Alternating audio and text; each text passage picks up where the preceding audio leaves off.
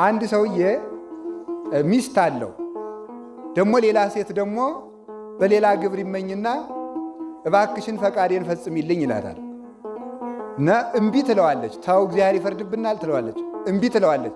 ሲያስቸግራት በል በዚህ ቀና አለች። በዚህ ቀና አለችና 12 ማሰሮ ምስር ቀቅላ ቆየችው። 12 እንስራ ማለት ነው። 12 ማሰሮ ቀቅላ ቆየችው። ኋላ በይ መጥቻለሁ እንግዲህ ፈቃዳችን እንፈጽም ሲላት ቆይ ፊት ምሳ እንብላ አለች። ምሳ እንብላ ስትለው እሺ ብሎ አንዱ ከአንዱ ማሰሮ ጥቂት ምስር ወጣና ቀመሱና ከዚያ ተመልከቱ ደግሞ ቆይ ሆዱ ሳይሞላ ደግሞ አንሺ ብላ ሰራተኛይቱን ደግሞ እዚያኛው አውጡ መቅመስ ደግሞ ሳይጠግብ እዚያኛው ማሰሮ ደግሞ አምጡ። ምን ዝም ብላችሁ የመጀመሪያውን አንበላም? ያው ምስር ወይ ሌላ ነገር አታመጡ። 12ቱ ሁሉ ያው ምስር እስቲ ያው ምስር በሉ።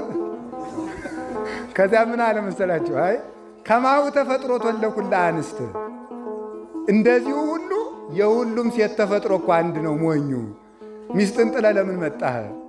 እዚያም ያለው ምስር እዚህም ያለው ምስር ነው። ስለዚህ ሁላችንም ሴቶች ነን፣ ለምን ክብርን ትጥላለህ ብላ እንዲህ አድርጋ አስረድታ ለንስሐ አብቅተዋለች ማለት ነው።